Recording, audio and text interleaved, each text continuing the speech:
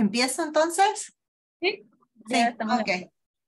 Bueno, gracias Constanza por la presentación, por la introducción y por la invitación. La verdad es que es un honor y un placer estar acá con todos ustedes. Como dijo Constanza, este es un tema que me importa mucho, que llevo un poco de tiempo, desde el 2021, cuando hablando con Ezio y Victoria y otros de ahí de FIMA, nos entusiasmamos por esta idea de escribir un libro pensando en el proceso de reforma constitucional.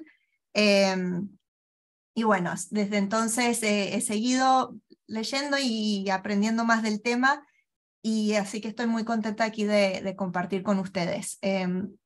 Como dijo Constanza, estoy en la Universidad de California, Santa Bárbara. En este momento estoy aquí en mi oficina en Santa Bárbara y es desde California entonces que los estoy saludando, pero dentro de poco ya estoy de vuelta en Santiago para continuar con mi trabajo, investigaciones y de todo. Así que bueno, siento como estoy un poco de introducción. Hoy entonces voy a hablar voy a hablar muy poco de qué son los derechos de la naturaleza, porque entiendo que el resto del curso se va a estar centrando mucho en eso, y quería enfocarme realmente en estas experiencias comparadas, qué está pasando con los derechos de la naturaleza en otros países. Voy a hablar sobre todo del caso de Ecuador, que es el más relevante, donde está más desarrollado todo los derechos de la naturaleza. Y también de algunos otros países. Así que, a ver, para empezar. Quería empezar como con los 3 puntos claves. Si no se acuerdan de nada más, por favor acuérdense de estos 3 puntos, que son los principales que quiero que se lleven del curso del día de hoy. Primero, que los derechos de la naturaleza existen en muchos países diferentes. Filipinas hay esfuerzos, Australia, país minero como Chile, en países de África, alrededor de todo Estados Unidos, en países europeos, hay experiencias con derechos de la naturaleza en muchísimos países diferentes y a muchas escalas diferentes, desde poblados y ciudades, a niveles provinciales, regionales, y también a nivel internacional. Entonces hay una práctica ya muy heterogénea, experiencias muy heterogéneas con los derechos de la naturaleza. Así que no se puede generalizar, no hay como una experiencia única de cómo, cómo surgen y cómo se practican los derechos de la naturaleza. Relacionado con esto, los fundamentos y las intenciones, las consecuencias de los derechos de la naturaleza son muy variados. Entonces no hay un patrón único y mucho depende de las circunstancias locales, y esto va a quedar muy claro cuando voy a hablar un poco de contrastar la experiencia de Ecuador con la de Bolivia, y ahí va a quedar esto mucho más claro, como las cosas bien locales, las circunstancias locales, las historias locales, organizaciones locales, todo eso importa mucho sobre cómo surgen y cómo se ponen en práctica o no. Y luego el tercer punto es que sí ha habido logros muy importantes gracias a los derechos de la naturaleza. Espero poder convencerlos de eso con los ejemplos que voy a dar, aunque por supuesto y como siempre falta mucho por recorrer. Estos son todos logros frágiles, como en todos los temas ambientales, siempre hay que seguir en la lucha, en el trabajo conjunto, colaborativo, en la resistencia con distintas comunidades, porque siempre son logros frágiles. Pero sí ha habido logros muy importantes, y esto lo quiero enfatizar porque la respuesta más común que yo escucho es de gente que le atribuye a los derechos de la naturaleza como dos polos opuestos. Por un lado, como si fueran algo súper radical, que es el final de todo y que van a salvar al medio ambiente a costa de matar todo lo demás, toda la actividad económica, social, todo. O lo contrario, que no han logrado absolutamente nada y que es puro bla, bla, bla, o puras buenas intenciones. Y lo que ha sido la práctica hasta ahora es es nada que ver, o sea, hay muchísimos matices, mucho espacio entre esos dos polos que en sí, así tal cual, no existen realmente. Bueno, me voy a basar básicamente en este libro que ven aquí, que tengo acá mi copia, se los recomiendo muchísimo. Y este libro es bastante nuevo, salió el año pasado, y es para quienes leyeron los capítulos 3 y 4 que mandé del libro que sacamos con FIMA en Chile, pensando cómo podrían ser los derechos de la naturaleza en Chile. El capítulo 3 y 4 que leyeron están basados en trabajos previos que hicieron estos dos investigadores, Craig Kaufman y Pamela Martin, que están aquí, son los dos aquí de Estados Unidos, y que llevan muchísimos años siguiendo y estudiando los derechos de la naturaleza, partiendo principalmente de la experiencia en Ecuador. Entonces, desde que hicieron los trabajos que citamos en lo que ustedes leyeron, actualizaron ese trabajo, recogieron nuevos estudios, nuevos casos, los analizaron con un marco más global, y aquí este libro recoge como esta actualización. Y lo que voy a compartir con ustedes viene netamente del trabajo de ellos, porque es la primera mirada desde la política pública y desde las ciencias políticas, o sea, no desde el derecho. Entonces, desde la práctica política es la primera mirada realmente global a qué se está haciendo y cómo están avanzando los derechos de la naturaleza. El otro lugar que recomiendo es este Eco Jurisprudence Monitor. Si lo buscan así tal cual en internet, lo van a encontrar, y es un inventario de todas las leyes. Ahora vamos a ver unas imágenes de ahí, pero todos los actos de derechos de la naturaleza que están que hay en el mundo. Lo hace aquí Craig Kaufman, este autor, y está traducido en parte al castellano. Es un proyecto nuevo, lo empezó hace poco más de un año, así que todavía no está perfecto, ahí tienen sus cositas, pero es muy útil y realmente permite ver, dimensionar el fenómeno de lo que estamos hablando.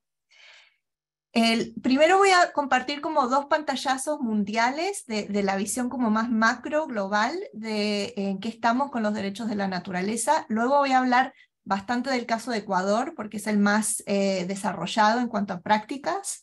Ahí vamos a tener como un pequeño descanso, ejercicio interactivo, y después voy a hablar, para terminar, de las experiencias en Estados Unidos, en Colombia, India, Nueva Zelanda, Bolivia, de una manera mucho más rápida y sintética.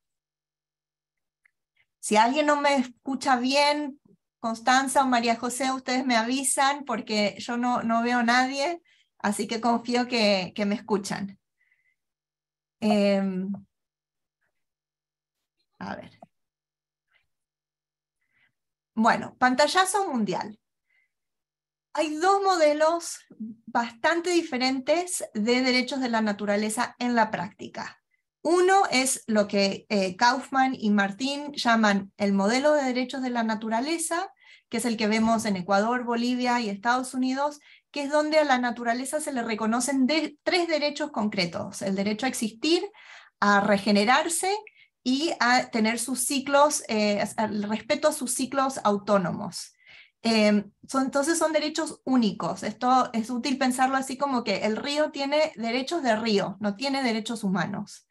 Este modelo, lo que tiene también de la gracia para un país como Chile, es que cualquiera puede representar a la naturaleza, cualquiera puede decir que es un representante de un espacio natural que está siendo afectado.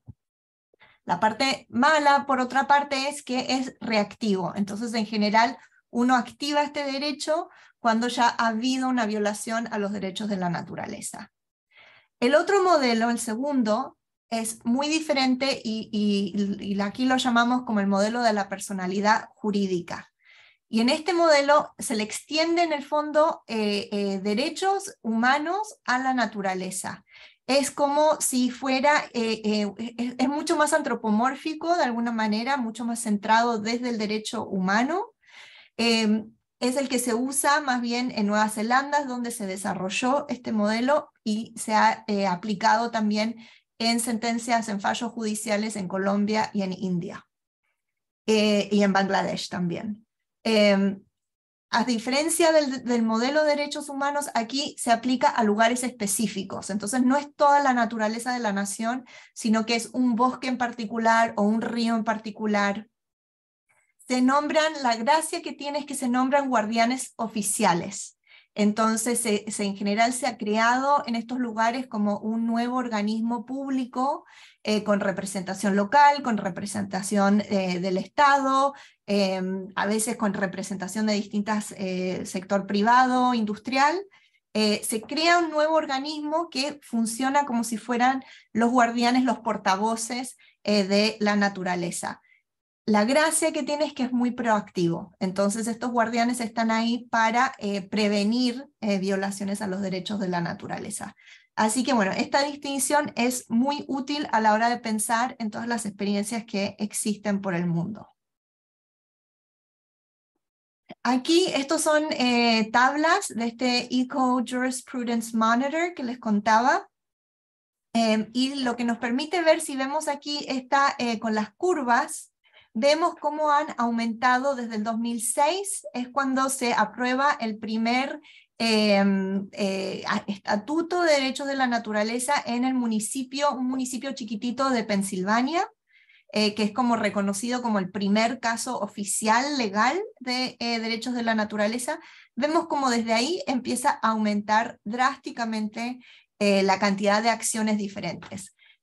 Aquí, como ven, el Eco Jurisprudence Monitor está contando muchas cosas diferentes como derechos de la naturaleza, o sea, litigios, tribunales ciudadanos que no son vinculantes, pero que tienen un valor simbólico muy importante, reformas constitucionales que ven que es como de lo menor que hay, declaraciones, derecho indígena, documentos internacionales, etc. Muchas cosas.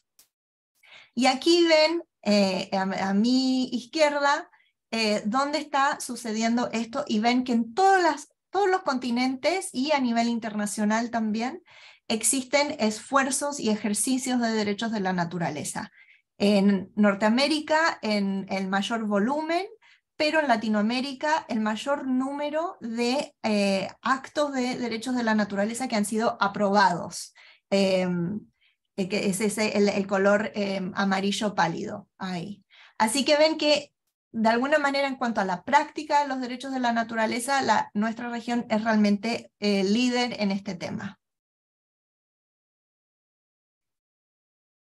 Bueno, voy a hablar del caso de Ecuador, que como leyeron es histórico porque pone los derechos de la naturaleza en la Constitución del 2008. Aquí lo que quiero resaltar, para quienes leyeron el capítulo 4 en el libro, el capítulo 4 en el libro hace un repaso a 13 litigios, casos judiciales, que se presentaron entre el 2008 y creo que el 2015. Este trabajo ahora amplía eso a mirar 38 casos judiciales entre el 2008 y el 2020. Entonces una base de datos mucho más amplia de fallos y casos judiciales relacionados con los derechos de la naturaleza.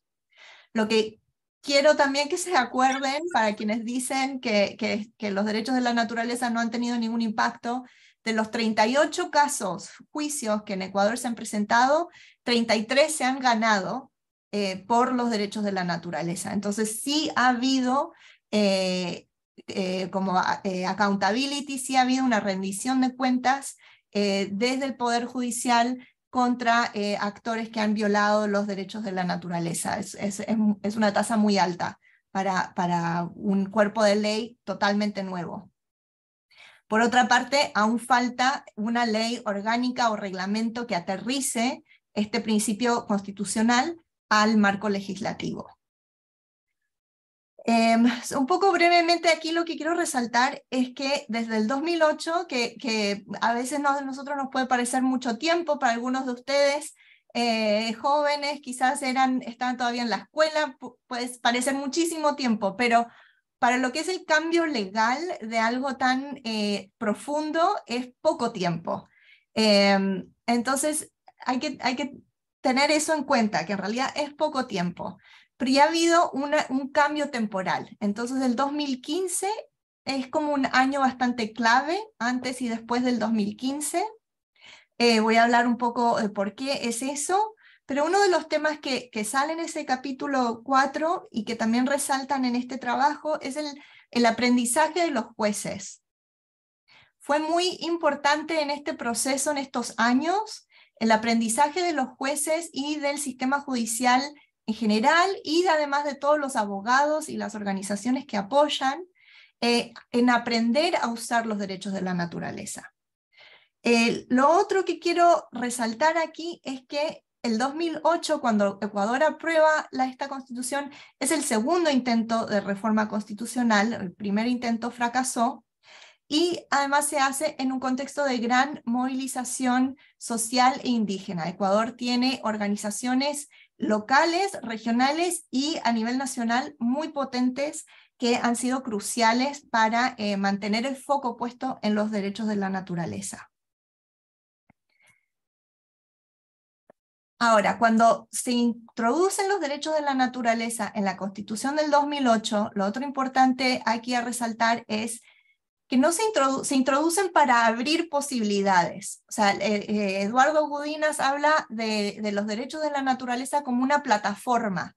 No es un programa que dice precisamente esto tiene que ser así, así, asá, sino que es una plataforma para abrir nuevos mundos, abrir nuevas posibilidades para lograr el buen vivir. Entonces no existe una noción como predeterminada de qué es el buen vivir, sino que eso se deja al proceso político y democrático que ha venido y que viene siempre después, ¿no? Y creo que Ezio Costa siempre ha enfatizado eso cuando él ha hablado de la reforma constitucional, de lo que se crea es la política, una nueva política que viene después.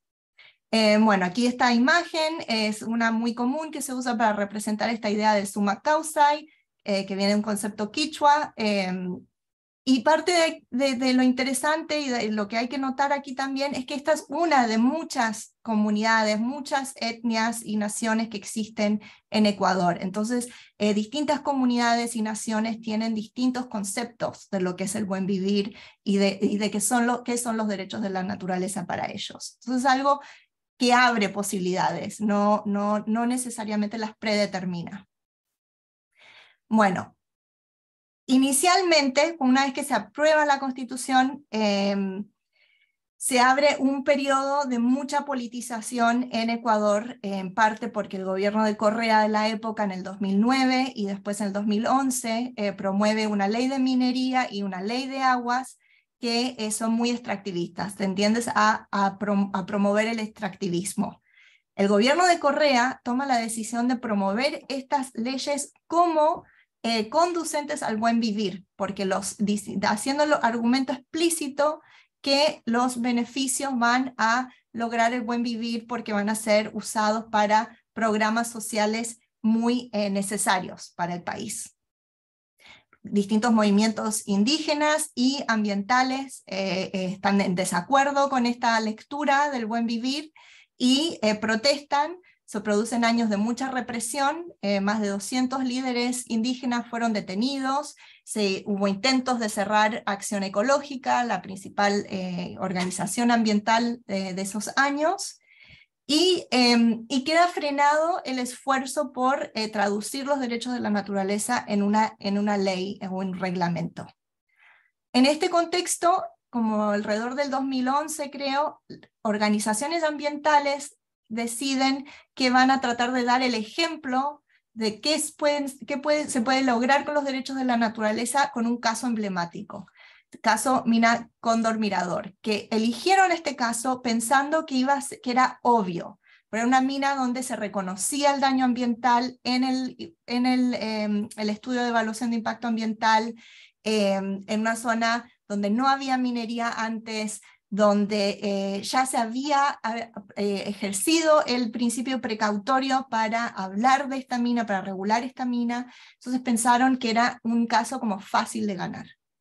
Y fue todo lo contrario. No ganaron, Y el juez hizo, y aquí ven la mina como es 2017, entonces el grado de destrucción y deforestación que ha causado en esta zona, pero el juez falló en contra de los derechos de la naturaleza diciendo que la mina no afectaba zonas protegidas y que la protección de la naturaleza es un fin privado, mientras que la empresa minera estaba persiguiendo un fin público, el desarrollo. Entonces, bueno, es una lectura errónea realmente de lo que son los derechos de la naturaleza, porque justamente el objetivo es de que apliquen a toda la naturaleza y no solo a zonas protegidas o algo así. Bueno, este caso dejó una sensación de decepción y de frustración y de falta de confianza en el sistema judicial fuertísimo. Y llevó a que las ONGs, a las organizaciones ambientales un poco se retiraron, decidieron no usar más los derechos de la naturaleza. Pero ahí se produjo en estos años, 2011 al 2015-16, hubo igual una serie de casos llevados por individuos, agencias del Estado, el Parque Nacional Galápagos, muchos grupos diferentes, que estaban igual haciendo casos, presentando casos ante los tribunales, invocando los derechos de la naturaleza. Entonces, muy brevemente, el caso del río Vilcabamba es el primero que se decide exclusivamente en derechos de la naturaleza. Esto es una pareja, una familia, que en vez de pedir que se les compense a ellos por el daño a su propiedad, piden que se restituya la naturaleza a como estaba, porque se habían violado los derechos de un estero a fluir. El caso biodigestor. Este es muy interesante también porque aquí la Corte Constitucional, este caso llega hasta la Corte Constitucional de Ecuador, y ahí la Corte Constitucional, los jueces agregan los derechos de la naturaleza, aunque cuando nadie lo pidió, no estaba en la demanda original. Y entonces ahí los jueces toman esa iniciativa de identificar a la naturaleza como una de las partes involucradas. El caso de la minería ilegal en Esmeraldas. Esto parte de una demanda de comunidades que estaban hartas de ver minería ilegal en su zona y habían tomado un montón de acciones diferentes. Al final es el Ministerio del Interior el que interpone una demanda contra la minería ilegal, y la Corte Criminal decide que la vulneración a derechos de la naturaleza es tan grande, es tan importante, que se justifica la destrucción de todos los implementos, máquinas y herramientas que representan un peligro serio a la naturaleza. O sea, se permite el uso del ejército para destruir propiedad privada, maquinarias, para prevenir más daños, más violaciones a los derechos de la naturaleza, en este caso de minería, provocados por la minería ilegal. Y esto no es una decisión aislada, sino que se incorpora en el 2014 al Código Penal de Ecuador. Las granjas de camarones, que aquí ven una imagen no tan diferente quizás como, o sea, nosotros estamos más acostumbrados a ver las salmoneras. Bueno, las granjas de camarones son altamente destructivas para el medio ambiente. Y esto es interesante para los debates que se dan en Chile hoy en día. En el 2008, el gobierno de Correa, en un decreto presidencial, autoriza cerrar, o sea, echar granjas ya existentes de zonas protegidas. Y uno de estos granjeros que iba a ser echado se queja legalmente ante los tribunales. El caso va hasta la Corte Constitucional también, y ahí pierde, donde de nuevo la Corte Constitucional dice que los derechos de la naturaleza son centrales y por tanto transversales a todos los otros derechos, incluido el derecho a la propiedad privada. Y ahí en su fallo la Corte dice que reconoce que esto es una mirada biocéntrica que prioriza la naturaleza en contraste a una visión antropocéntrica. Otros casos. Hay hoy en día gente en Ecuador en la cárcel por haber matado animales protegidos, en particular cóndor y tiburones en Galápagos. Hay fallos también donde se dice que los derechos de la naturaleza van por sobre los derechos individuales, entonces es prioritario restaurar la naturaleza antes de pagar una compensación individual por un daño sufrido por un individuo. Y esto es importante porque sirve como para reafirmar esta idea de que es un derecho, que los derechos de la naturaleza protegen derechos colectivos. Y como dije, el Parque Nacional de Galápagos ha sido en realidad uno de los grandes demandantes para, como parte de sus estrategias de fiscalización y de protección ahí. Bueno, poco aceleramos al 2019. Se produce una serie de cambios durante este año. O sea, Correa sale, entra el gobierno nuevo de Lenín Moreno, baja un poco el nivel de politización, y además Moreno hace algo que bastante importante. En el 2018 hace un referendo donde parte de un programa de reforma del sistema judicial que era percibido como muy correísta, muy influenciado por el gobierno de Correa o dependiente del gobierno de Correa. Y en ese referendo que se aprueban estos cambios que propone Moreno, se crea un Consejo Ciudadano para la Participación y Control Social, que es temporal, y que es nombrado por el presidente en base a una nómina enviada por organizaciones sociales, y este consejo echa a los 9 jueces de la Corte Constitucional y elabora un nuevo sistema de designación de jueces constitucionales.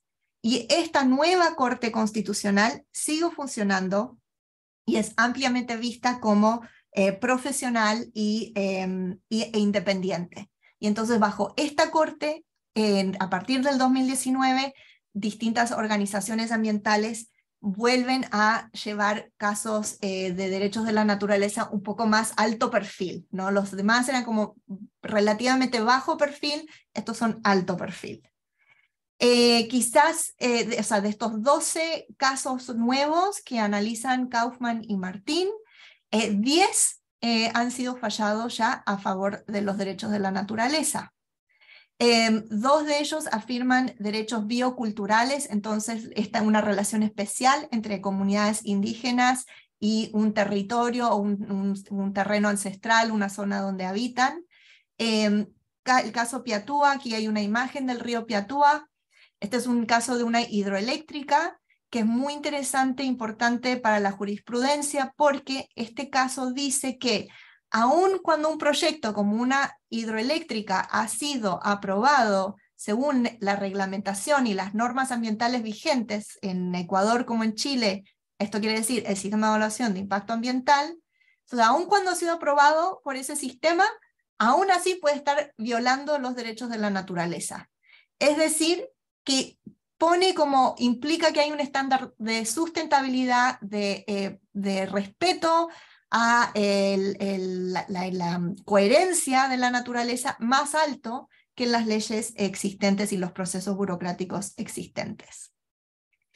Y este caso del referendo de Azuay, esta es la región donde Yacu Pérez, que fue el tercer candidato presidencial en las últimas elecciones de Ecuador, él fue gobernador de esta zona y uno de los líderes de este proceso, pero en este caso se trataba de un referendo en la región de Azuay sobre la minería, si se quería prohibir o no la minería a nivel local.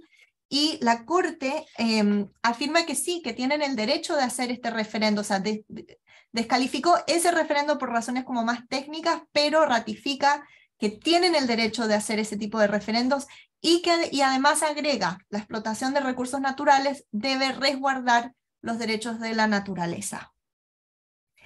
Entonces, en resumen, hay mucho camino que recorrer todavía, o sea, todavía falta una ley, y desde hace ya bastante tiempo llevamos esperando que la Corte Constitucional, o sea, la Corte Constitucional hace 2 o 3 años ya, o quizás 2 años, eligió 5 casos y para hacer jurisprudencia sobre derechos de la naturaleza, lo hizo muy expresamente.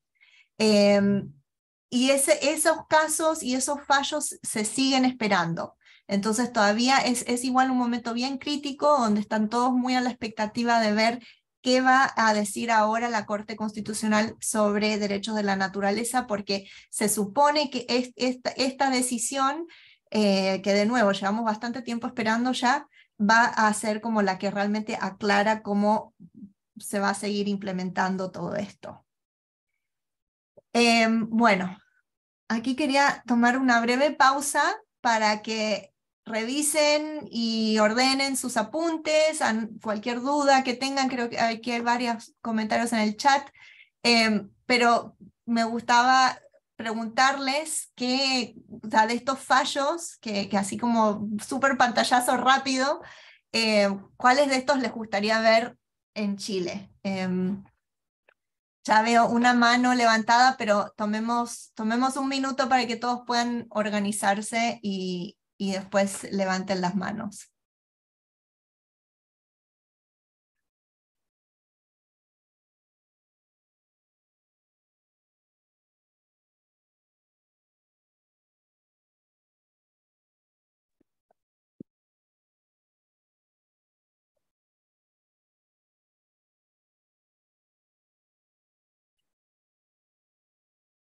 Javier, ¿tú alcanzas a leer el chat o te leo la pregunta que hay cuando demos paso a espacio? Sí, a ver, la acabo de abrir el chat. Em, em, sí, ¿podrías volver a explicar en qué consistía la independencia judicial como resultado del Consejo Ciudadano? Eso, Em, y yo creo pregunta de-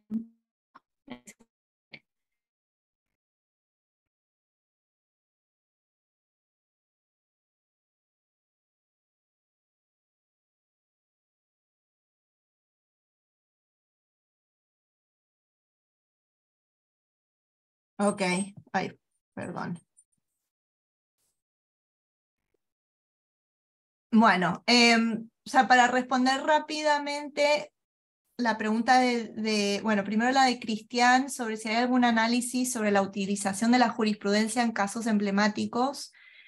Yo el único análisis así que esté mirando a través de varios es este de Craig Kaufman y Pamela Martin.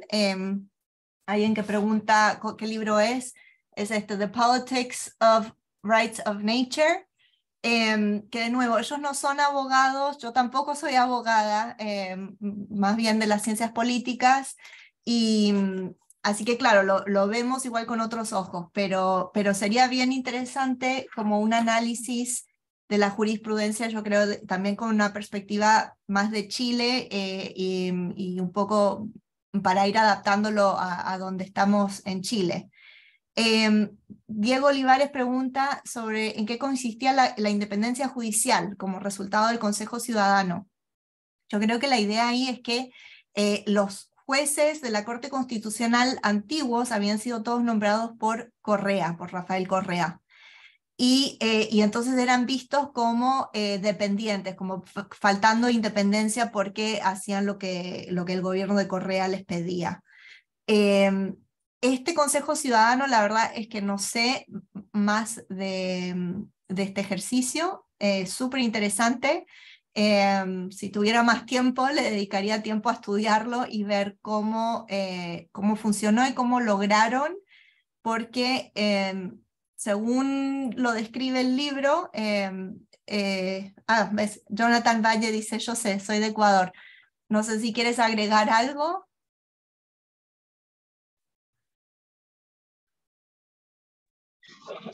Buenas tardes, ¿se me escucha? Sí. Buenas tardes, ¿cómo están? Soy Jonathan Valle de Ecuador. Bueno, primeramente un cordial saludo a todos. Sí, justamente un poco aclarando tal vez el tema de cómo se dio el cambio institucional en la Corte Constitucional del Ecuador en el año 2018.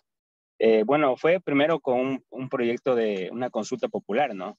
En la que se planteó el cambio de autoridades por medio del Consejo de Participación Ciudadana y Control Social, que es una especie de, no llamarlo quinto poder, sino una quinta función del Estado. Normalmente tenemos nosotros la función ejecutiva, legislativa, judicial. En el caso de Ecuador, a partir del 2008 está también la función electoral y la función de transparencia y control social. En ese sentido, fue que en el 2018, con el gobierno de Lenín Moreno, se planteó por medio de una consulta popular el cambio un poco a la institucionalidad que de cierto modo estaba tomada por funcionarios que fueron designados obviamente desde la óptica del Ejecutivo.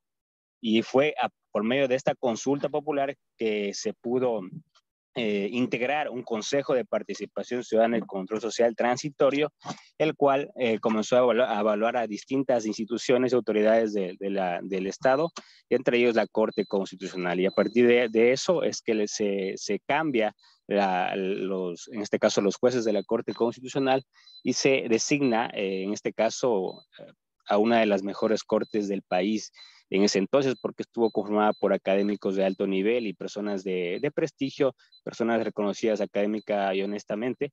Entonces, ese fue un punto de quiebre y un punto que aportó muchísimo a la evolución del tema constitucional en Ecuador y sobre todo en el tema de los derechos de la naturaleza. Entonces, básicamente fue eso, fue partiendo prácticamente desde el voto popular, ¿no? Con esta consulta popular que le dio esta jerarquía, este poder para poder hacer estos cambios institucionales. Gracias, Jonathan, y creo que también tener en cuenta que también esto yo creo que refleja el grado de organización igual que hay en Ecuador, el grado de organización social, que hay organizaciones sociales muy potentes y muy participativas, que respaldan de alguna manera que todo esto funcione de esta manera. Alto perfil, bajo perfil, brevemente la pregunta de René Hernández. Lo que quiero decir ahí es que o sea, hay casos de bajo perfil, porque parecen casos chiquititos, como casos poco importantes, como un camino que es destruido por un río, los camarones, versus como los grandes casos de alto perfil, como podría ser, no sé, el equivalente a Hidroaicén, o sea, los grandes proyectos industriales versus los pequeños proyectos industriales. Esa es la diferencia. Y eso es algo que vemos también en los derechos humanos, en los juicios de los derechos humanos también, que, por ejemplo, la diferencia entre tratar de hacerle juicio a Pinochet versus tratar de hacerle juicio a los militares más de calle que estaban ahí en el día a día. Entonces, muchas veces o sea, nos fijamos mucho a nivel colectivo y social en los casos de alto perfil, pero a veces el derecho está avanzando aquí en estos casos de bajo perfil, que a veces son más fáciles de hacer justamente porque no hay tantos intereses fuertes en contra. Bueno, aquí hay gente que hablando de Piatúa, que le llamaban la atención, el caso en el cual se autorizó el uso de fuerzas de orden para resguardar la naturaleza, incluso tener las facultades para destruir la propiedad privada, estoy totalmente de acuerdo. René Maldonado, que tienes la mano levantada desde el inicio. Hola, buenas tardes. Hola. Hola, mi pregunta es lo siguiente, lo que pasa es que en un momento se habló que el derecho de propiedad con respecto, voy a puntualizar acá el caso de Ecuador, y confrontando un poco lo que dice la jurisprudencia acá en Chile. Aquí en Chile no está bien particularizado el derecho a la naturaleza, ni existe fundamento alguno, sin más bien lo fundamentamos al ecosistema. Y en Ecuador sí existe, al parecer, pero se confronta con otros derechos, como el derecho de propiedad puntualmente. Entonces hay una discrepancia en lo que se dice, los últimos fallos en Ecuador, entonces ahí se malentiende un poco la denostación de las cortes, o cómo se aplica directamente, ¿no?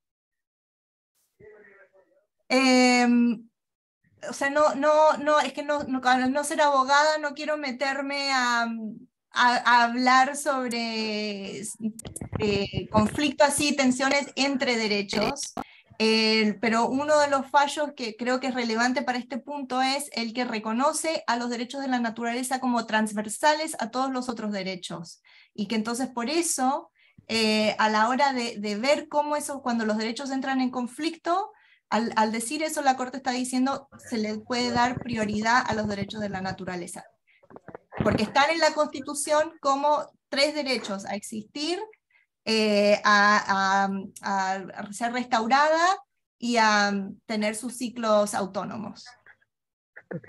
Ciclo vital autónomo, sí, sí. Sí. Sí, eso es, A muchas ver, gracias. gracias.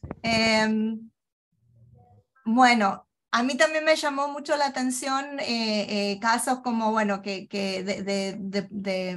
donde los derechos de la naturaleza se han usado para, por encima de la propiedad privada, porque como alguien dijo, que en Chile eso hoy en día parece como muy, muy difícil de imaginarse, pero bueno, por eso me pareció muy interesante el caso ecuatoriano. Bueno, avancemos porque hay otros casos bien interesantes también. Estados Unidos, en Estados Unidos, desde enero 2021, a cuando se contó en enero 2021, para esa altura había reconocidas al menos 87 leyes locales o indígenas en todo el país que reconocen los derechos de la naturaleza. Estos son muy variados, entonces hay desde decretos locales en municipios como municipios afluentes como Santa Mónica, que es como Viña del Mar, ¿no? Un lugar igual con plata, de clase media alta, muy urbano, y ellos tienen, Santa Mónica tiene como reconoció los derechos de la naturaleza y lo están usando de manera preventiva para revisar sus leyes, por ejemplo, el plan de descontaminación de aire, el plan de descontaminación de aguas, y decisiones sobre el uso del suelo a nivel municipal. Entonces van desde eso hasta decretos locales que se pasan como para tratar de proteger la zona de un riesgo inminente. Y aquí lo más común ha sido esta imagen que tienen acá abajo, el fracking y injection wells. Fracking es un método de extracción de petróleo donde se inyecta agua con químicos a alta presión bajo la tierra para romper los distintos estratos de la tierra y sacar así como el petróleo que está incrustado en distintos como recovecos del subsuelo. Crea mucha agua sucia y esas aguas sucias se están reinyectando al subsuelo, y esto tiene, por ejemplo, ha sido vinculado a terremotos justamente creo que en el estado de Oklahoma. Entonces esta gráfica es del pueblo Ponca, es un pueblo indígena en el estado de Oklahoma que, como muchos otros pueblos indígenas y no indígenas, están movilizados en contra de estas prácticas. Y también ha habido varios casos de inserción de derechos de la naturaleza en leyes de cada nación indígena. Para los que no saben, en Estados Unidos hay 573 naciones indígenas, son naciones porque son reconocidas como soberanas, tienen derecho de autodeterminación, son naciones que tienen tratados que fueron firmados con el gobierno de Estados Unidos, en general en el siglo XIX, y tienen derecho de autodeterminación también sobre proyectos mineros y extractivos, o sea, sobre todo. En algunos de estos casos de derechos de la naturaleza, los derechos de la naturaleza son como una herramienta más que ayuda a expresar una cosmovisión indígena para muchas tribus indígenas en Estados Unidos y como en otras partes. Los derechos de la naturaleza tienen mucho sentido, es algo que muchas personas indígenas los ven como obvio o natural, porque refleja una tradición igual ancestral. Para otros ha sido una manera de reconocer un vínculo con un territorio particular. Hay otro caso muy interesante donde se está usando en los derechos de la naturaleza por una tribu para reconocer una especie de arroz, que es muy importante para la nación, y este arroz está siendo amenazado por el cambio climático. Ya, con el cambio climático no van a poder cultivarlo dentro de su territorio ancestral. Y entonces están usando esto para tratar de proteger esto y ampliar su derecho a cultivar este arroz. Entonces también aquí hay mucho de extensión, o sea, de usar los derechos de la naturaleza como para extender esta idea de los derechos bioculturales uniendo como pueblo, comunidad con naturaleza y un territorio en particular. Pero es muy local. Hasta en Estados Unidos esto es todo a nivel súper, súper local, no hay nada a nivel estatal, así que eso es también como una limitación, ¿no? Esto es muy, en inglés se diría patchwork, así muy como de un tablero con muchos agujeros en el fondo. El caso de Bolivia. Este caso es súper interesante porque en muchas cosas se parece mucho a Ecuador, o sea, más o menos al mismo tiempo se aprueban los derechos de la naturaleza dentro de la Constitución, también como parte de una cosmovisión indígena en sentido amplio, o sea, no vinculado a un pueblo particular, pero no han tenido en Bolivia el desarrollo que han tenido los derechos de la naturaleza que han tenido en Ecuador. No hay jurisprudencia, no hay casos, nada. ¿Por qué? Esto es súper interesante. Y es muy contradictorio a primera vista porque aquí puse esta foto, si buscas Bolivia, en inglés, Bolivia, The Rights of Nature, te sale Evo Morales en todas partes hablando de los derechos de la naturaleza. Aquí está en la Asamblea General de Naciones Unidas hablando de los derechos de la naturaleza en el 2017, pero en Bolivia no, domésticamente no. Tiene que ver con varios factores, pero principalmente tanto desde el gobierno y desde el MAS, o sea, el partido y el movimiento que representa y que sustenta a Morales, una preferencia por los derechos indígenas en vez de los derechos de la naturaleza, también el MAS un poco imponiéndose sobre los otros movimientos indígenas, entonces creando como cierta polarización y división dentro del movimiento indígena, también divisiones que existen entre los pueblos como del altiplano, que tienen otra, o sea, pueden hablar de la Pachamama y todo, pero tienen otra relación con la naturaleza comparado con los pueblos de las tierras bajas, ¿no? De las tierras más tropicales, agrícolas también, en donde hay una relación con un territorio particular. También los costos de ir a los tribunales en Bolivia. Entonces también un contexto social donde es mucho más costoso para un individuo, tanto a nivel de recursos, pero también a nivel de seguridad personal o de exposición personal, llevar un juicio, menos ONGs, o sea, toda la comunidad legal más débil, entonces no han tomado este paso. Entonces, todos estos factores diferentes han llevado a que en Bolivia no se desarrollen los derechos de la naturaleza.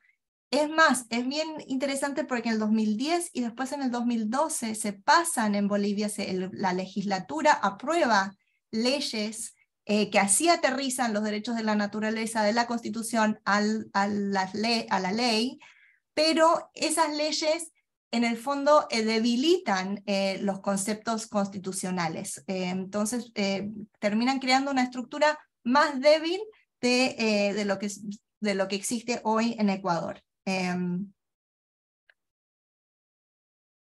Bueno, y claro, cabe decir aquí también que Morales, igual que Correa, también defiende el extractivismo en términos nacionalistas, entonces diciendo, o sea, el extractivismo es buen vivir porque vamos a usar esto para el bienestar nacional, pero también Morales hace retóricamente algo que Correa no hizo, que él reivindica el extractivismo como un acto de empoderamiento, como un acto anticolonial, ¿no?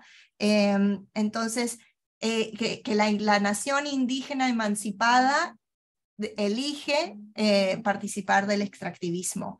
Y entonces así evita tener que referirse a los derechos de la naturaleza. En cambio, Correa entró como un poco casi en una trampa donde él mismo trataba de usar los derechos de la naturaleza para justificar sus políticas extractivistas, y eso aunque debilitó los derechos de la naturaleza, también le subió el perfil porque estaban recurrentemente en el debate público, estaban siempre como siendo tratados y hablados en vez de olvidados.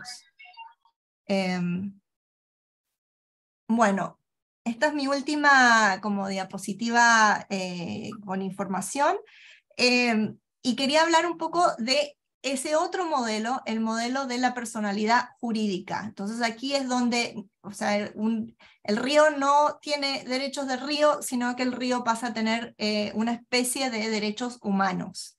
Este es el modelo que existe en Nueva Zelanda. Ahí es a través de un tratado entre dos naciones, el Estado de Nueva Zelanda y comunidades indígenas. Es el modelo que existe en Colombia y en India, ahí a través de fallos judiciales. En Colombia, el caso del río Atrato, que es muy famoso, que seguro muchos de ustedes conocen, y en India el caso del río Ganga y Yamuna, que son como los dos ríos. Bueno, Yamuna es afluente, o sea, al revés, son dos ríos como ancestrales y sagrados para los hindú. Y entonces aquí, gatillante, ¿por qué? ¿Cómo se llega a esto? En todos estos casos ha habido un acto ilegal. Entonces, en Colombia, en el río Atrato, se trata de una lucha contra la minería ilegal. En el caso de la India, todo esto empieza con un individuo que se querella por construcción ilegal que estaba afectando al río, una parte del río Ganga. Y en Nueva Zelanda podemos pensarlo como todo esto viene de una ocupación ilegal donde primero la corona británica y después el gobierno neozelandés en esta región, que es en la zona más norte del país, ocupan ilegalmente y esta nación fue contactada como relativamente recientemente, entonces no firmó los tratados originales que firmaron otras naciones maorí. Y entonces de ahí se crea que están como un poco en un limbo legal, que dura por 140 años, o sea, esto era un conflicto muy, muy largo. Entonces ese es el gatillante, no es un gatillante como de protección de la naturaleza en sí, sino que es para luchar contra una ilegalidad. Los medios y los actores, aquí también es interesante porque todos estos casos, o sea, en Colombia y en India, los jueces son los que toman la iniciativa de aplicar el concepto de derechos de la naturaleza.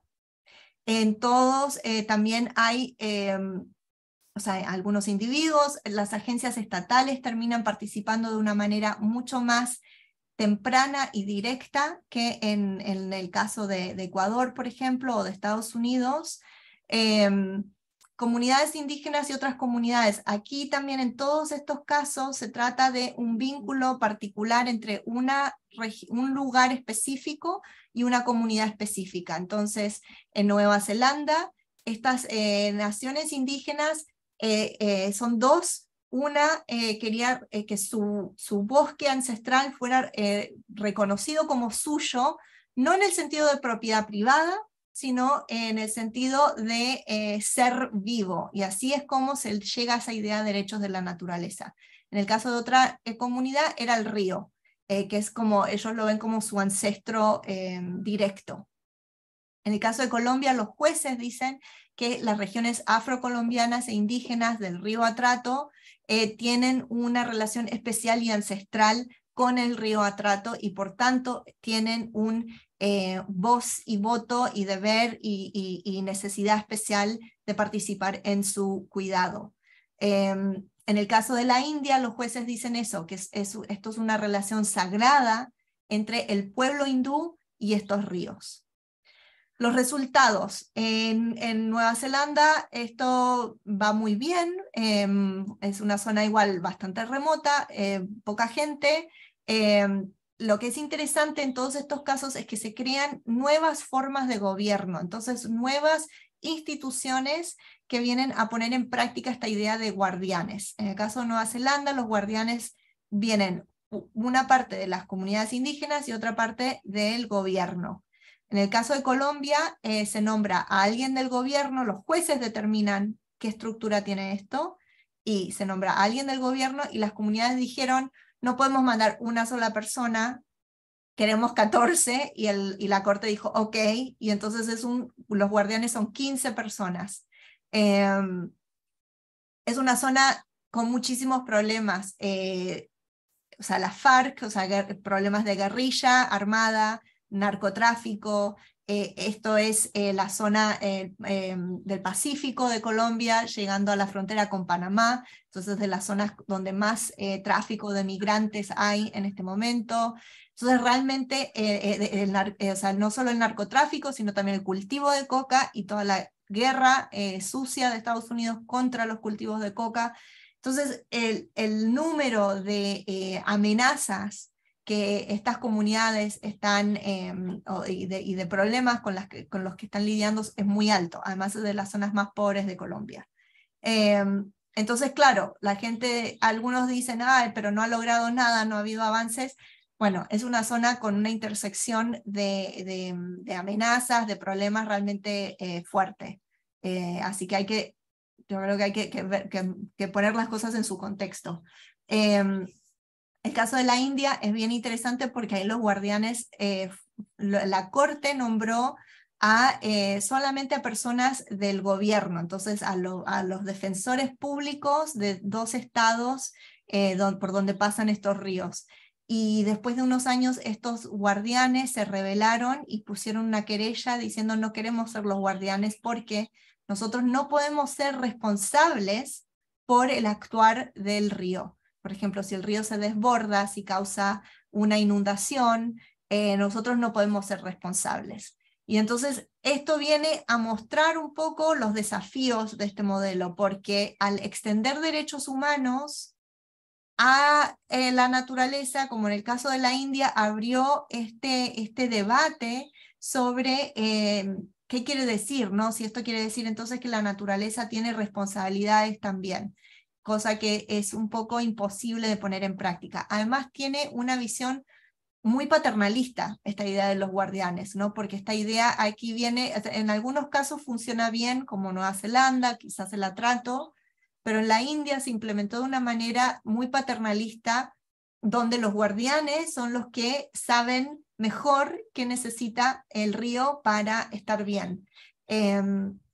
Entonces sigue siendo una visión muy antropocéntrica en ese sentido, y no biocéntrica, porque no parte de la idea de que la naturaleza sabe mejor qué necesita para estar con ciclos saludables, para regenerarse, y todo eso. Así que ese es ese modelo en general.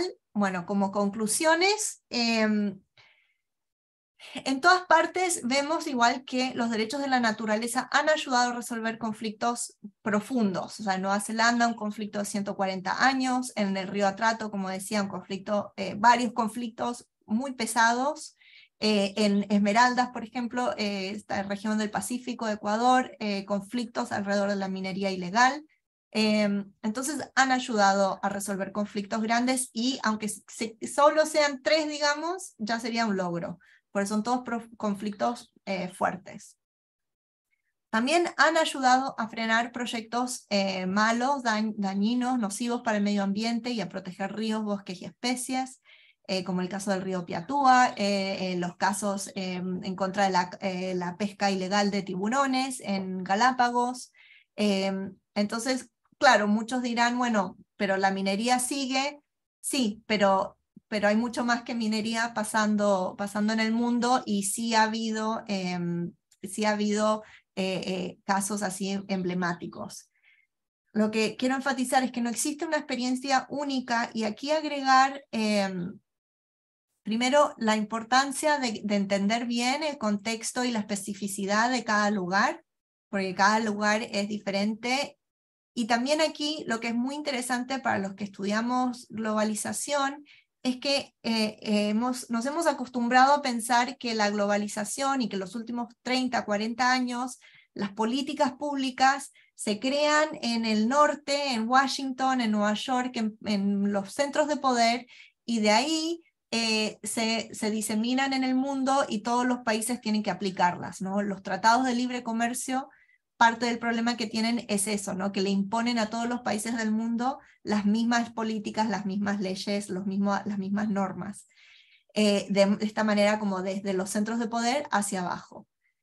Los derechos de la naturaleza es súper interesante porque vemos un mundo, o sea, una rebelión desde abajo, donde hay toda esta multitud de experiencias diferentes, algunas legales, algunas extralegales, algunas simbólicas, algunas políticas, pero todas igual importantes y muy atadas o sea, tendientes hacia una mirada global alrededor de los derechos de la naturaleza y la necesidad de centrar la naturaleza en nuestras decisiones y en nuestras vidas, pero también y de solidaridad a nivel global, porque nos enfrentamos muchos a los mismos problemas, pero también de especificidad local, y entonces como un proceso muy desordenado, mucho más desordenado que la globalización normal de los últimos 30, 40 años.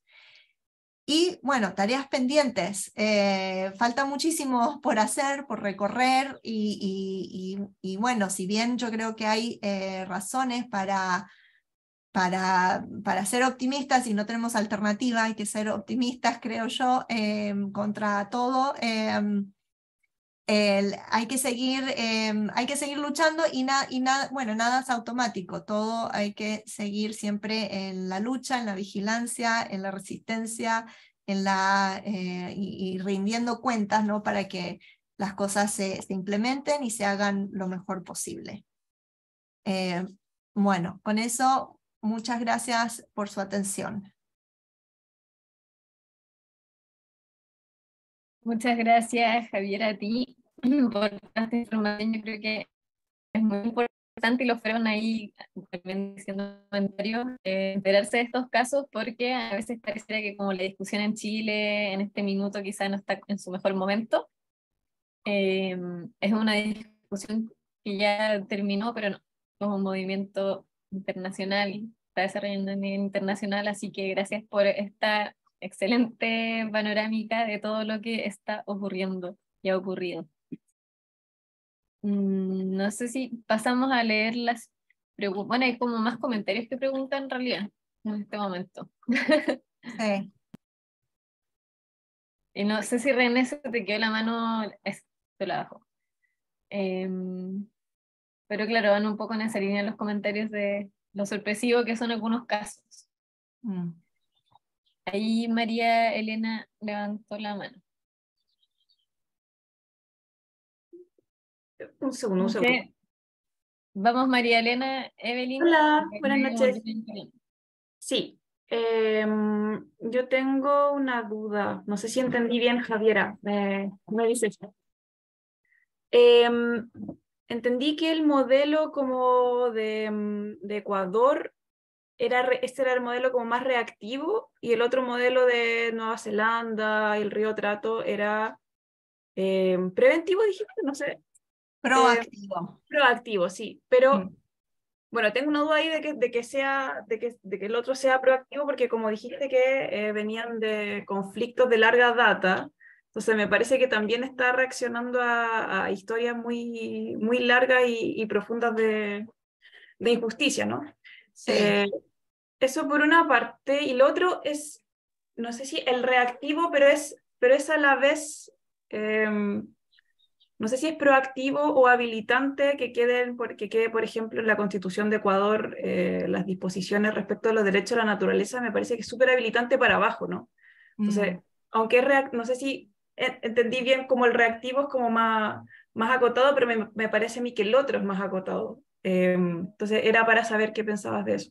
Sí, no, es una súper buena pregunta, y yo creo que o sea, la diferencia viene es como la inmediación, ¿no? ¿Qué tan inmediato es la amenaza? Entonces, en el primer modelo, en el de Ecuador o el de Estados Unidos, es reactivo en el sentido que ya cuando está contaminado un estero o cuando está en evaluación un proyecto, ahí se actúa.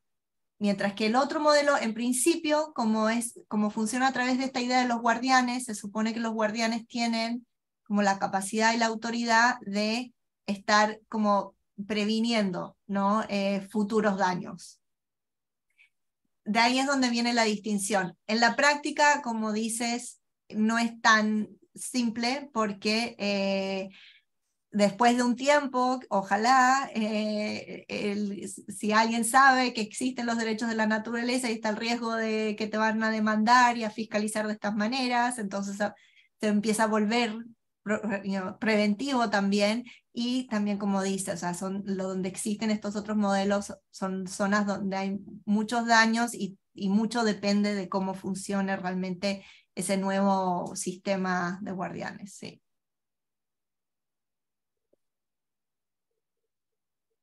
Evelyn. Hola, ¿se escucha? Sí. Hola, bueno, muchas gracias por este espacio, por las cosas que nos trajiste, de verdad, muy claro todo, agradecer, porque muchas de estas cosas yo no las conocía y para mí ha sido todo un aprendizaje esta clase, así que de verdad, muchas gracias. Tengo muchos comentarios, muchas preguntas, pero estaba pensando qué puntualmente preguntar y yo en mi caso personal creo que demandaría al Estado chileno por muchas de las cosas que hemos vivido estos últimos años, o sea, desde el lago Ranco tal vez fue como un caso bien bullado para adelante, dimos el aguante, como decimos acá en Chile, con Hydro Aysén. Yo creo que fue una de mis primeras experiencias como de temáticas medioambientales y como no sentí la frustración de que al fin y al cabo se aprobaba, que el bien como estatal, esta visión para financiar las políticas públicas de Chile se va a hacer, y hoy estamos en la misma situación con el plan estratégico sobre el litio. O sea, no hemos avanzado mucho. Entonces, quisiera preguntarte, conociendo estos otros casos de manera internacional, ¿qué pasa con Chile? ¿Cómo podemos avanzar a poder resguardar de alguna manera? ¿No fue en este primer proceso constitucional? Me gustó el tema que contextualizaras, porque a veces nos olvidamos de cómo llegamos a este momento. Hoy estamos aprendiendo en este instante derechos de la naturaleza, algo que no éramos conscientes cuando estábamos en Hidroaicén. Yo creo que muy pocas de las personas que estábamos marchando ahí lo hacíamos porque sabíamos que habían derechos humanos y solo lo hacíamos tal vez incluso de manera muy visceral, porque era un espacio bonito, habían distintas razones. Y también cómo el Estado influenció en eso. O sea, yo recuerdo, por ejemplo, que habían comerciales de una persona en Santiago secándose el pelo y que de repente faltaba la luz porque no iba a haber represa en Hidroaicén. Entonces, acá en Chile vemos mucho los poderes fácticos. Elisa Loncón lo dijo el otro día con respecto al quinto poder. Lo vemos mucho en las zonas rurales. Por ejemplo, Punta Choros no se aprobó, pero porque es un espacio turístico, pero a esa comunidad pequeña en la cuarta región metida en medio de un cerro. Entonces, hay mucho doble estándar en Chile, aún mucho por avanzar, mucho se ha avanzado, pero ¿qué piensas tú al respecto? ¿Cómo podremos llegar a resguardar los derechos de la naturaleza? Yo espero que sí. Yo espero que sí, y viendo, o sea, es útil la comparación y estudiarlo bien, ¿no? La comparación entre Ecuador y Bolivia. Una de las cosas al mirar eso, una de las cosas que yo aprecio es que en Chile tenemos organizaciones como FIMA y tenemos toda una generación nueva, yo creo. Para mí esa es la mayor esperanza que yo tengo cuando pienso en Chile, es toda una generación nueva de profesionales, de gente súper comprometida, y eso es fantástico, por eso a mí me da esperanza. Lo veo también en mis estudiantes acá y es como de lo más lindo de ser profesora en la universidad, es que eso te llena de esperanzas de ver a los jóvenes y la energía y la dedicación y los compromisos que tienen. El doble estándar, hipocresías, esa sensación de avanzar un paso y retroceder dos o tres o al revés, eso es igual como universal, yo creo.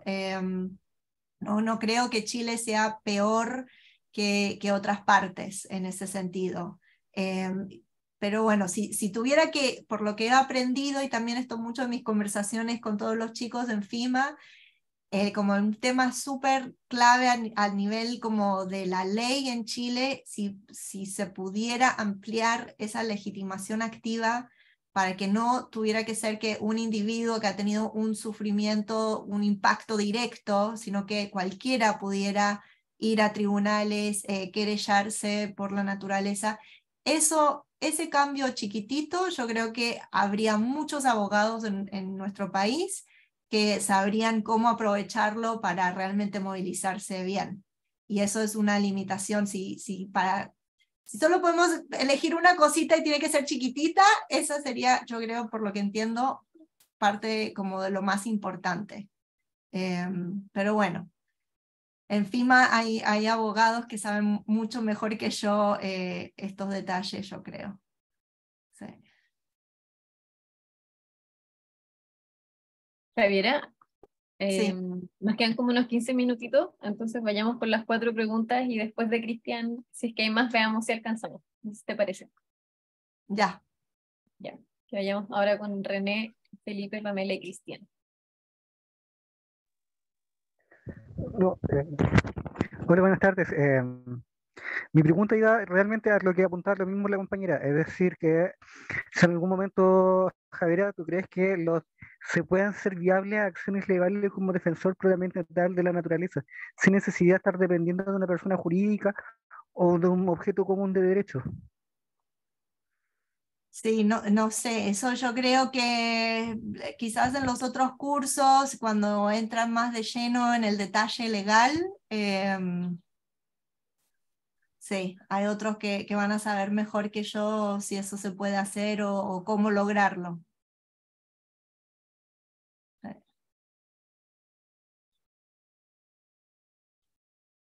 Felipe. Sí, gracias Constanza. Bueno, primero agradecer Javiera por la presentación, de verdad, además de todo, esperanzadora. Generalmente como eso también es un punto, los derechos de la naturaleza entregan esperanza más allá del conflicto. Y quería preguntarte, dentro de los casos que presentaste de los distintos continentes, ¿con cuál, por decirlo así, en sencillo, te quedas? ¿Y por qué características? Entendiendo que este es un camino permanente. Y la pregunta que se desprende también de eso es si hay otros casos a nivel sudamericano o global en general que dices que hay como ciertas luces locales o nacionales que también van en esa dirección. Eso, Jaira. Sí, o sea, yo creo o sea, muchos, no puedo elegir un caso de Ecuador porque yo creo que, o sea, hay mucho hay que rescatar, ¿no? Varios han mencionado, ¿no? Esto de que que el ejército destruya propiedad privada para resguardar la naturaleza. Es como, wow, eso es realmente impresionante. Que se reconozca, o sea, que los jueces estén escribiendo desde una posición, o sea, reconociendo una posición biocéntrica, que lo pongan en sus fallos por escrito. Eso es maravilloso. Y yo creo que muchos de esos jueces bueno, y Craig y Pamela han hecho parte de ese trabajo, ellos han ido y han entrevistado a los jueces, han hablado con ellos llevan ya más de 15 años trabajando en Ecuador y haciendo esta investigación. Entonces, realmente ellos han visto y han vivido este proceso de aprendizaje. Así que dan fe de eso, de esa sensación de los jueces, de cómo los jueces han ido aprendiendo y cambiando su actitud y su saber. Y esto lo hemos visto en otras áreas, los derechos humanos también. Hay muchos estudios también en Chile, donde no hubo un recambio de jueces cuando se fue la transición, y los jueces fueron de a poco, costó mucho, no fue rápido, no fue fácil, pero fueron también aprendiendo y fueron cambiando. Y entonces eso para mí es como, eso me da esperanza. Acá en Estados Unidos está el caso de Florida, que leyeron el capítulo 3, ese está en litigio ahora, enseguida, o sea, algunas corporaciones se querellaron. Vamos a ver qué pasa. Va a ser interesante porque Florida hoy en día es como el centro del fascismo, con el gobernador actual, así que, y está en guerra, en pie de guerra. Además, ese condado, Orange County, donde se aprobaron los derechos de la naturaleza en un referendo con más del 80% lo aprobó, es el condado donde está Disney, que ahora está en una batalla legal muy fuerte justamente con el gobernador. Entonces, no sé cómo todo ese conflicto político y legal va a afectar. Pero si avanza, va a ser un caso muy emblemático, porque no estamos hablando de una zona liberal como Santa Mónica acá en California, o un caso como Fácil, ¿no? Así que tenemos que seguir atentos y aprendiendo de las experiencias que hay en otras partes, que no son todas buenas. Yo he tratado de reforzar las buenas porque igual me parece importante, porque el discurso que más escucho es que los derechos de la naturaleza no han logrado nada, que es puro papel, y bueno, hay de eso, pero también hay mucho más. Muchas gracias, Javiera. Sí. ¿Pamela? Sí, parece que vengo yo. Muchas gracias, Javiera. Saludos a todos y todas. Quería hacer una consulta respecto del concepto de bienes naturales comunes. Tengo la duda si es que esto tiene aplicación al caso dentro de estos dos modelos de derechos naturales o de personalidad jurídica. El concepto de bienes naturales comunes, que es súper antropocéntrico, pero que yo creo que a lo mejor si me podrías dar o transmitir alguna experiencia en Chile y de algún caso donde se haya aplicado este tipo de concepto y donde cabe, y si alcanza a comentar un poquito, que aunque no está muy vigente, han pasado 15 años parece, del caso del biodigestor, en que la Corte, según lo que tú comentaste, aplicó de oficio. Entonces, esas eran como las preguntas. Gracias. En casos en Chile no puedo comentar, pero seguro que hay otros que sí van a saber. Pero un caso que es interesante en Galápagos, alguien que decía que yo demandaría al Estado, bueno, en Galápagos los residentes de la ciudad de Darwin demandaron al municipio, porque el municipio dijo, vamos a reconstruir la calle principal en temporada alta, turística. Y los residentes dijeron, no, eso es un desastre, malo para nuestro negocio, pero usaron el argumento de derechos de la naturaleza para hacer un argumento de colectivo, que esto era malo para el turismo, pero también para la calidad de vida de todos y para el municipio y para el ambiente natural de la ciudad, en el fondo. Y ganaron. Entonces, y ahí explícitamente se reconoce como este derecho colectivo y que eso está conjunto con un derecho de la naturaleza. Otro estudio súper interesante, que no lo he leído yo directamente, pero que he citado acá, es de una persona, creo que Erin O'Connor. Puedo mandar después la referencia a Constanza y la puede compartir. Pero es un caso muy interesante porque estudia en Estados Unidos la creación de unos consejos de agua. Y a estos consejos de agua, para gestión de agua, se les dio como un derecho humano, en el fondo. Entonces, estos consejos de agua representaban al agua del río como si tuviera un derecho natural, ¿no? El agua misma. Pero en este caso, entonces un poco aplica la idea de personalidad jurídica al agua representada por estos guardianes que es este Consejo de Agua. En este caso, el Consejo de Agua aplicó en el fondo un criterio capitalista, porque usando un mercado de agua, dijo, bueno, el interés es el lucrar con el agua, o sea, el máximo lucro. Entonces se transforma el agua en el fondo como en el ser racional económico, un ser racional económico más. Entonces es un caso bien interesante de cómo puede, efectos no esperados o consecuencias inesperadas. Y en ese sentido es como bien interesante pensar estos dos modelos, ¿no? De si le extendemos derechos humanos a la naturaleza, quizás se comporta tan mal como nosotros, mejor reconocer su diferencia, su esencia diferente, para que realmente pueda vivir su mejor ser, en el fondo. Entonces, ese es un caso súper interesante. ¿Cristian? Hola, buenas noches. Bueno, mi nombre es Cristian, yo soy chileno, soy de la ciudad de Tomé, pero vivo en Brasil ya hace 1 año y medio.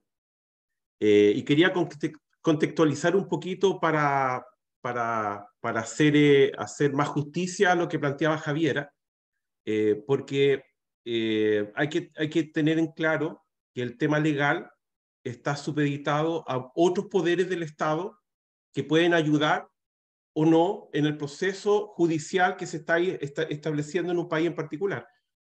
Chile, desde el caso de Uñuá, del año 85 hacia arriba, que a mí me tocó afortunadamente trabajar con los primeros abogados en el tema ambiental en Chile, Uñuá, Quevedo, Peter Sharp, que fueron los primeros que empezaron a trabajar la temática ambiental cuando no existía la temática ambiental muy fuertemente. Hay que tener en claro de que ningún país va a poder avanzar si primero no cambia la Constitución. Primer tema.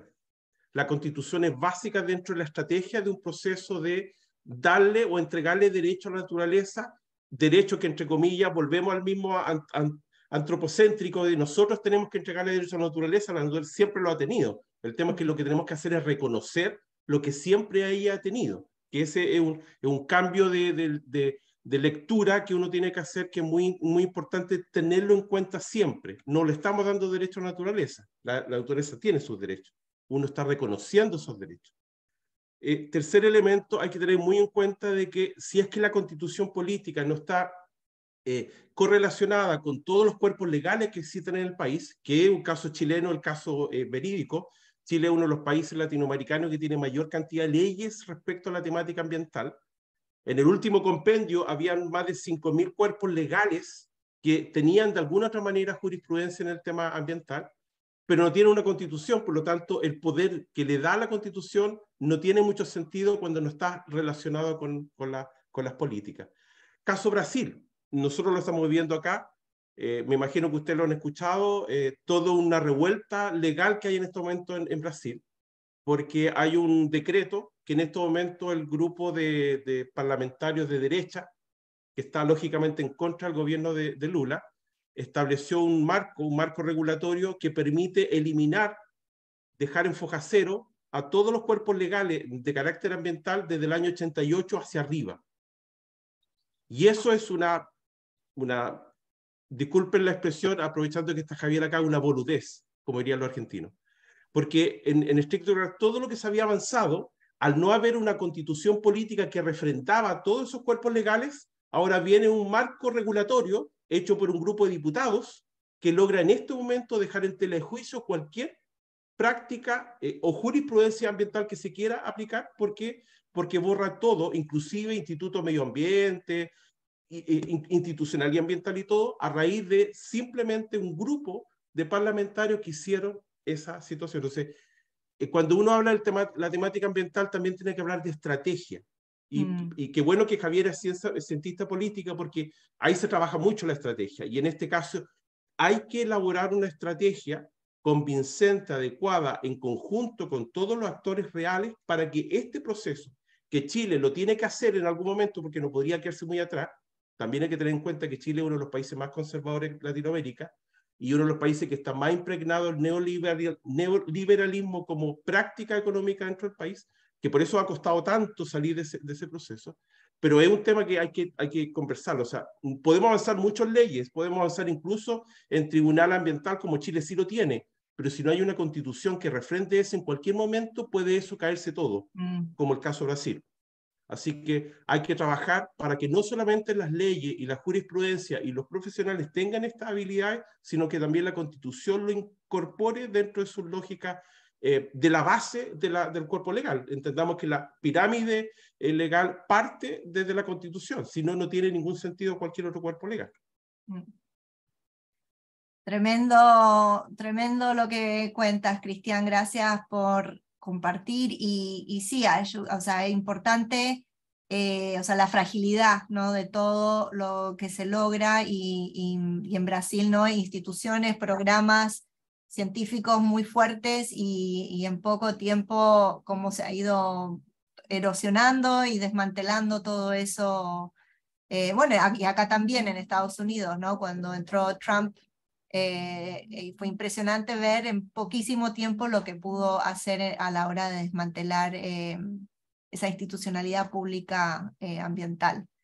Sí, y sí, el tema de la estrategia es súper importante, y en ese sentido sí les recomiendo leer el libro. Yo lo voy a seguir leyendo y estudiando, porque hay mucho aquí de estrategia, justamente, aquí que estamos con FIMA, de la estrategia entre las distintas organizaciones ambientales que existen, con otras organizaciones sociales, movimientos indígenas, comunidades indígenas. Es algo que en Ecuador, como he dicho varias veces, Ecuador tiene organizaciones muy fuertes en este sentido, con larga tradición, que que han sobrevivido, se han sobrepuesto y se han regenerado después de luchas y conflictos muy fuertes, y entonces ya tienen una experiencia política increíble. Y el neoliberalismo, una de las cosas que logró fue desmantelar, ¿no?, mucho de eso desde el 2019, pero antes también siempre ha habido activismo social en Chile, pero carecemos de esas grandes organizaciones aglutinadoras, ¿no? Entonces tenemos que pensar con mucha cabeza fría sobre estrategia. Yo no estoy ahí, y es muy difícil desde afuera mantenerse realmente informada del día a día, y yo sé que ha sido muy duro este año, muy intenso, y así que no sé, no tengo en este momento ideas, porque no estoy ahí para vivirlo y sentirlo, pero es un tema muy importante. Les animo a ustedes que van a seguir todo el curso a que estén siempre pensando en eso, en estrategia, y para no perder eso de foco. Gracias, Javiera. Bueno, ya estamos en la hora, así que cerramos la clase, pero muchas gracias por todas las experiencias, contenido. Como les comentamos, la clase pasada les va a llegar un formulario esta semana para que ya vayamos haciendo las reflexiones, y esta clase y la clase pasada tenían por objetivo hacer como una introducción a los derechos de la naturaleza. Las que vienen ya van a ser quizás discusión más dura del contenido mismo de derecho de la naturaleza. Así que ahí rescato lo que decía Javiera, como cuando estemos hablando de las funciones ecosistémicas, de todas estas otras materias que vamos a ver, siempre pensando cómo las podemos llevar al contexto de los derechos de la naturaleza, porque en el caso de que se reconocieran, vamos a tener que dar esa discusión, y en el caso de que no, pero que queramos que las leyes actuales vayan en esa vía, también necesitamos entonces empujar estos conceptos en esa dirección. Así que las estrategias. Bueno, y agradecerles a todas y a todas por haberse conectado, en especial a Javiera. Muchas gracias, Javiera. Gracias a ustedes. Excelentes Gracias. alumnos, un placer. Gracias. Nos vemos. Chao, gracias. Chao. Aguante, FIMA. Chao. Chao, Sí. muchas gracias. Chao. Gracias, chao desde Chiloé, chao, gracias. Gracias. Gracias, chiquillo. Hola, tengo una pregunta, perdón. Hola. ¿Sí? ¿Hola? Sí, es que tengo una consulta sobre las evaluaciones que no alcancé a cachar la clase pasada, como cómo se mandan, a dónde se responden, si son cada clase. Las vamos a enviar una vez a la semana después de la clase los miércoles. Ah, Así ya. que todavía no les ha llegado, pero les va a llegar al mail, es un formulario de Google y es más que nada una reflexión, como invitar a reflexionar sobre una pregunta. Ya. ¿Y lo que preguntan en el chat de la asistencia? La asistencia Eso. la vemos directamente con la plataforma de Zoom. Ah, ya, perfecto. Gracias. Gracias. Gracias. Chao.